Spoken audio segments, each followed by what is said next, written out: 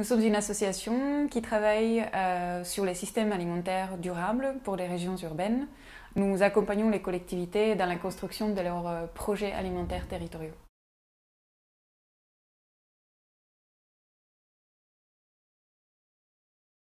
En France, la thématique des systèmes alimentaires territorialisés ou projets alimentaires territoriaux est une thématique montante. On a un engagement de plus en plus fort à la fois au niveau de l'État, au niveau des ministères, notamment évidemment celui de l'agriculture, pour cette thématique-là, et un engagement progressif, mais là encore très positif, des acteurs locaux, des collectivités, qui commencent à comprendre que finalement l'alimentation peut devenir un projet de territoire, quelque chose de structurant, quelque chose qui relie et met en musique un certain nombre d'enjeux sur lesquels elles sont de toute manière amenées à travailler.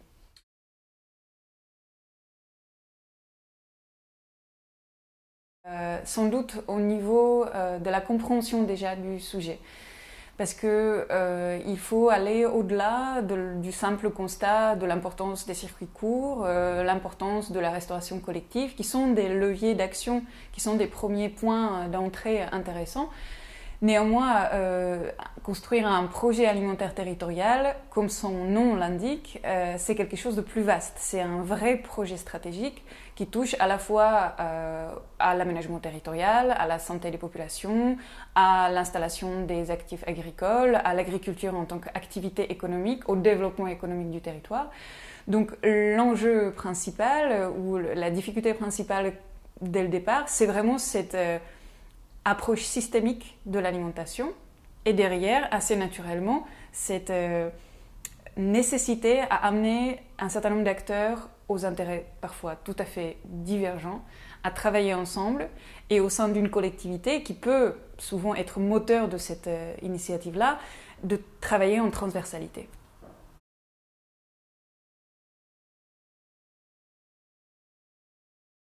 En France, très clairement, cette dimension démocratique que vous soulignez, elle peut être amenée, elle peut être traitée par la mise en place des conseils de politique alimentaire locaux, c'est-à-dire d'instances démocratiques dont le principal enjeu, la principale thématique d'action est l'enjeu alimentaire territorial.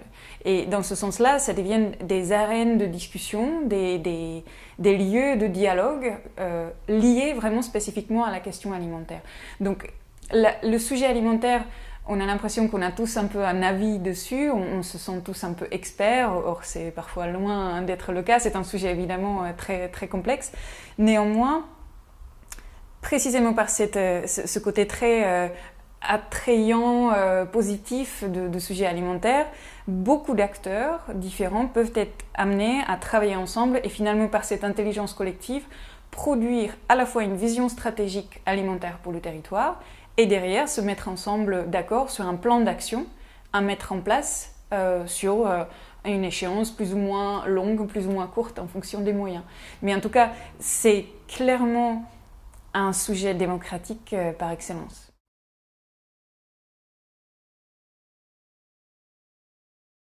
Justement, la dimension territoriale, qu'elle soit régionale, qu'elle soit au niveau d'une agglo ou d'un département, elle semble plus apte à accueillir ce changement-là et à cette recherche d'alternatives. Parce que plus accessible en termes de contact humain, en termes de perception même du système. Parce que partir tout de suite sur le changement du système alimentaire mondial, c'est peut-être pas tout à fait accessible immédiatement. Les territoires ont des choses à dire, ont des réseaux d'acteurs extrêmement engagés qui ont souvent expérimenté déjà des solutions au niveau local.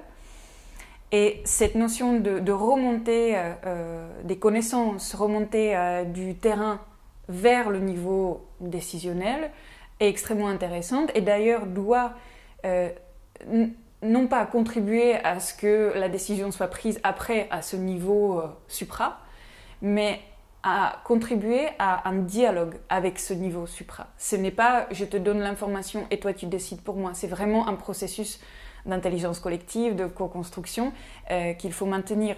Et nous, en tout cas, ce qui nous paraît essentiel dans par exemple, le type d'accompagnement que nous faisons avec les collectivités, c'est précisément de partir d'un diagnostic alimentaire et agricole d'un territoire, c'est-à-dire d'identifier le profil alimentaire et agricole du territoire. Et donc être en capacité de dire, voilà les enjeux spécifiques à mon territoire et spécifiques à la question agricole et alimentaire. Parce que c'est seulement en analysant la réalité du terrain que je peux me poser des bonnes questions, que je peux construire la bonne vision stratégique et mettre en place un plan d'action qui correspond et pour lequel, après 1 an, après 2 ans, je peux faire un retour, une sorte d'analyse ex post et me dire, oui, ce que j'ai mis en place correspond, contribue positivement, concrètement, à la réalisation des objectifs qui sont en lien avec des enjeux vraiment spécifiques de mon territoire. Parce qu'il n'y a pas 2 territoires qui se ressemblent. Et il faut maintenir cette spécificité.